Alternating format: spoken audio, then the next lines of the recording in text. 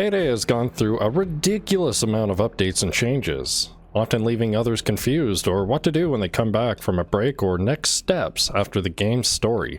I often get questions on what DLC to get. The first I'd recommend is the Legacy Collection. It has the majority of updates, DLC, maps, weapons, and weapon modifications for you to enjoy and build with. You can certainly make a lot of very strong builds with what it has to offer, and you wouldn't need anything more.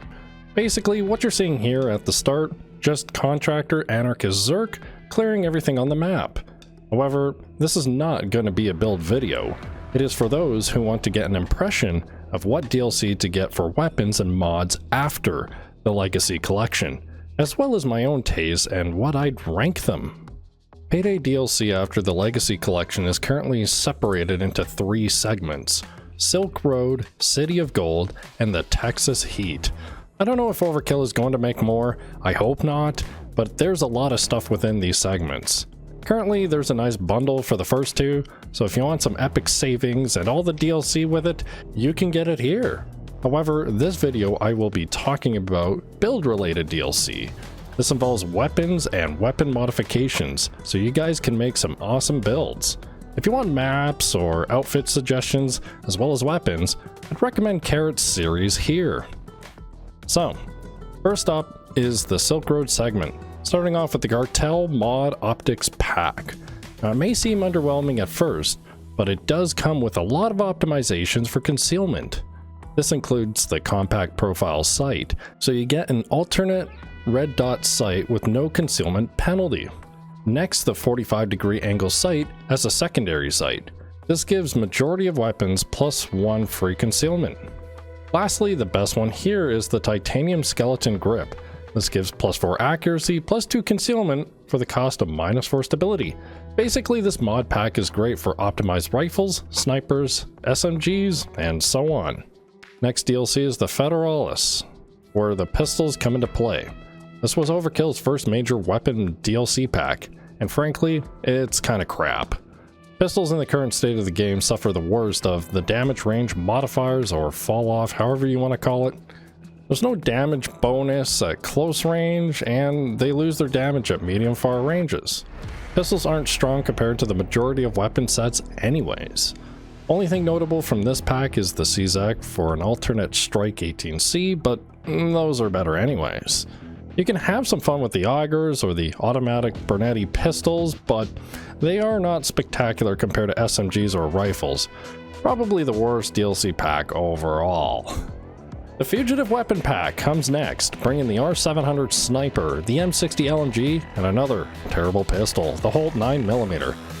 Most notable from this DLC pack is the Sniper. It's nearly a better Rattlesnake, except the reload time, but that's taken care of thanks to aggressive reload. The fire rate is slightly faster, can be concealed, has some more stability to boot. Can easily have crit on this 255 damage Sniper.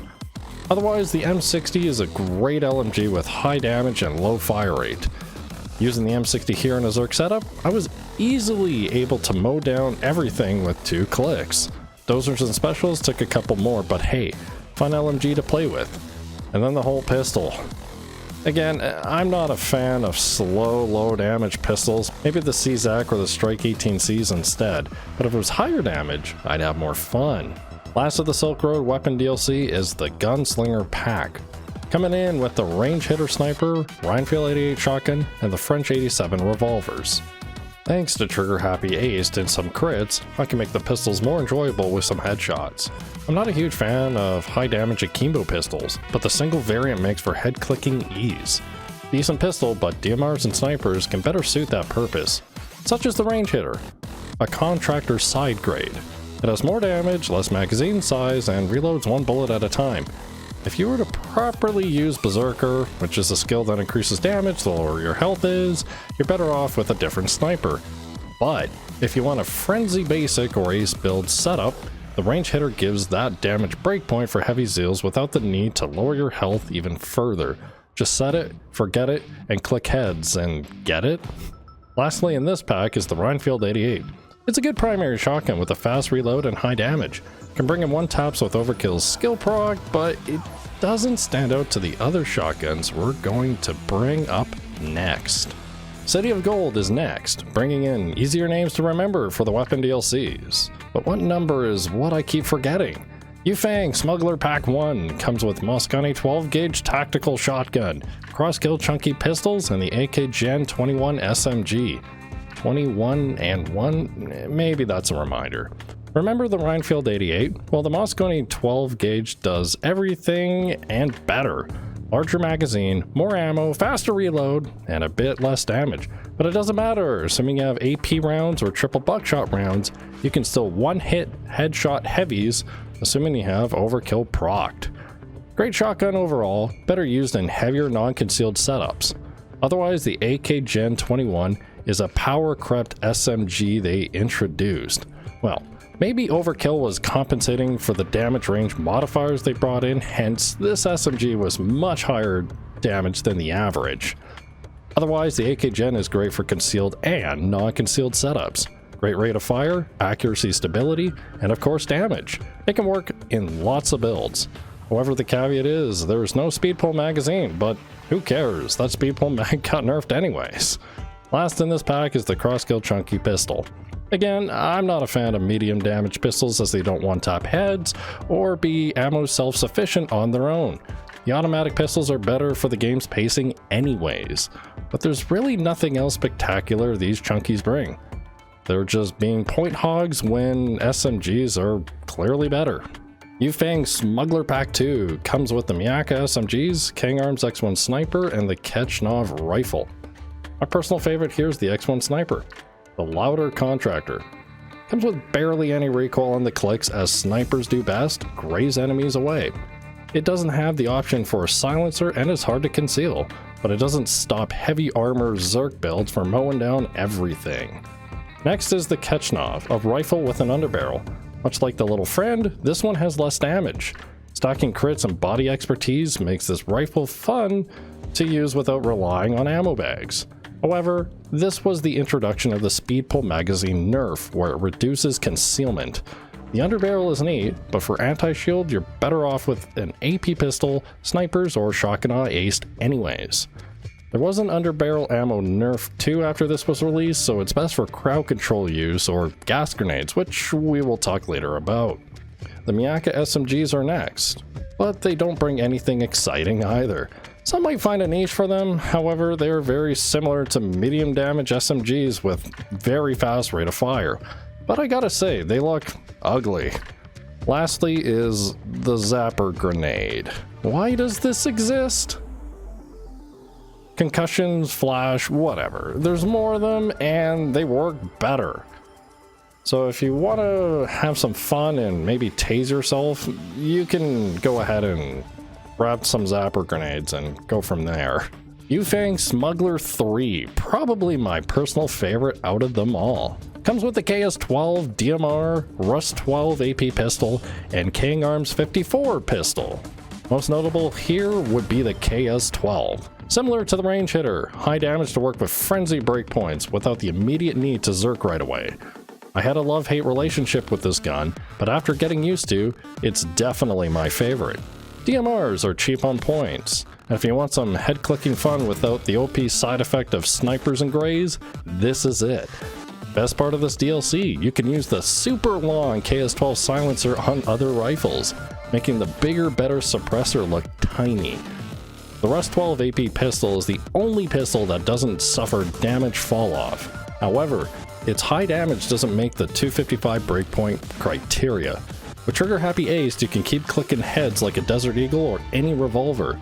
Comes with the benefit of armor-piercing rounds like the 5.7 AP pistol. Pairing this with ammo bags turns the game into a breeze. Lastly, the other pistol with a new underbarrel shotgun mechanic.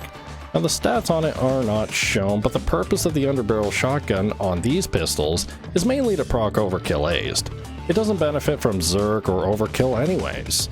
With the setup I have shown here, we can use the Mosconi or the underbarrel to proc overkill for more damage, and apply zerk, and now the pistol can one-tap heads normally.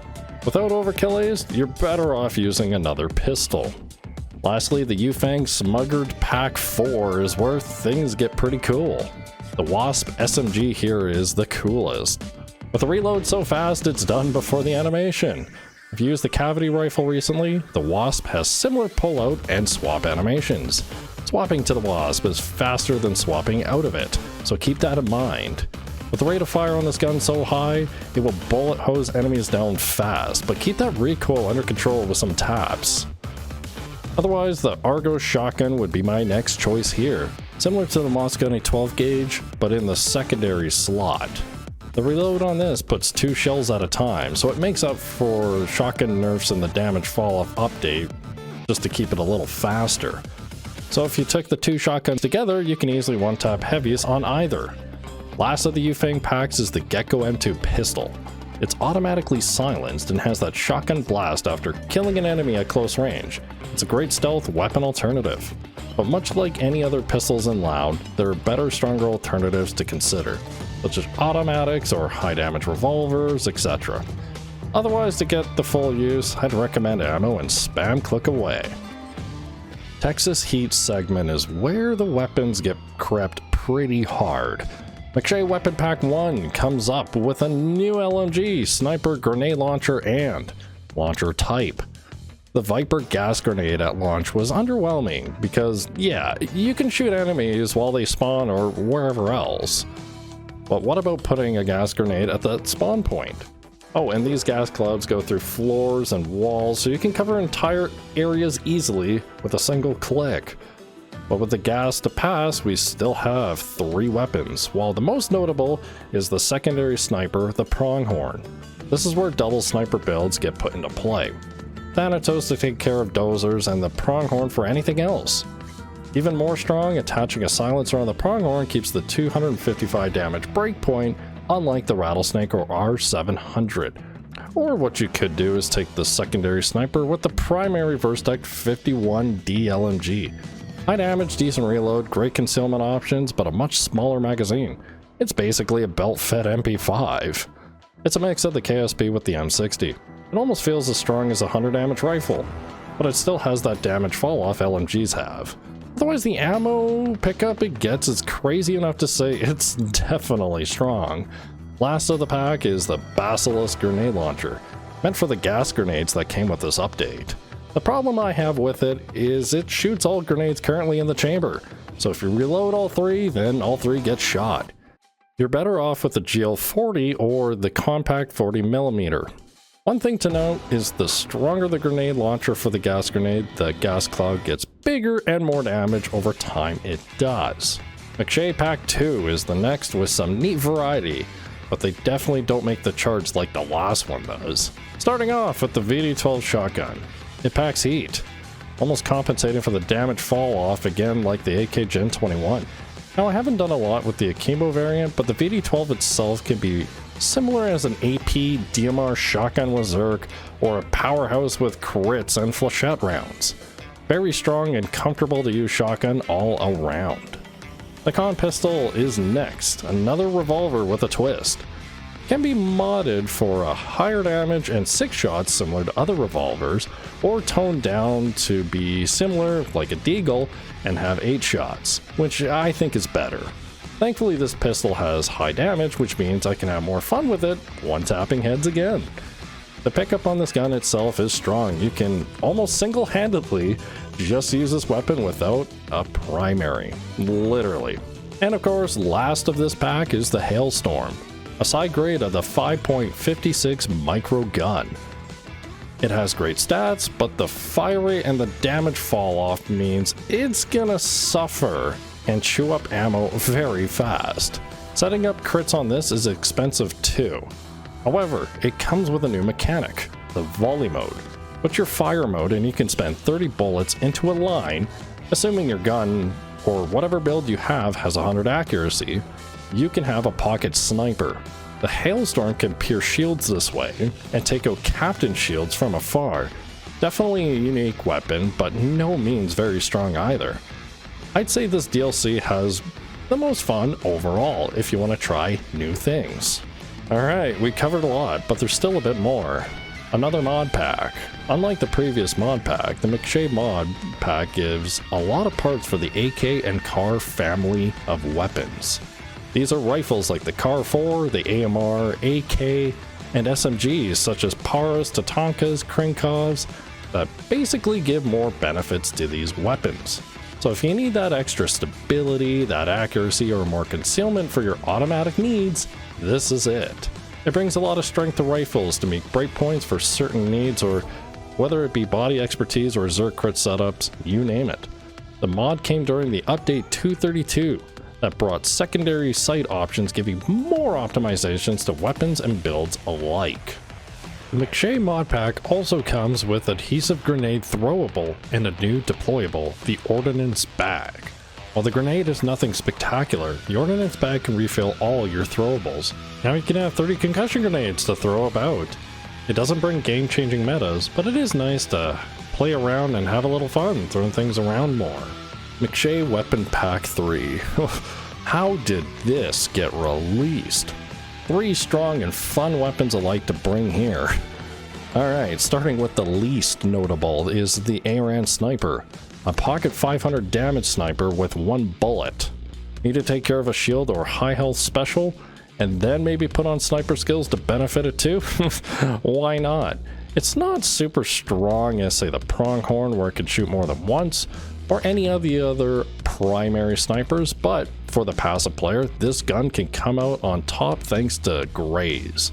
Second best here is the Akron LMG. This thing is beyond strong, and perhaps stronger than the Verstect 51D LMG I mentioned earlier. Usually the exclusive set for the weapon mods are bad, but it makes this one for the Akron super strong. So strong that bots holding this can solo an entire heist. Crits and some body expertise can melt cops with ease. The ammo pickup is very strong and doesn't need much help from a secondary weapon. The Akron is some serious powerhouse, but it gets even further. The Rodion 3B rifle is even stronger. It looks like a standard assault rifle, but it has that volley mode. Again, if you have 100 accuracy with volley mode, you can turn this rifle into a super DMR.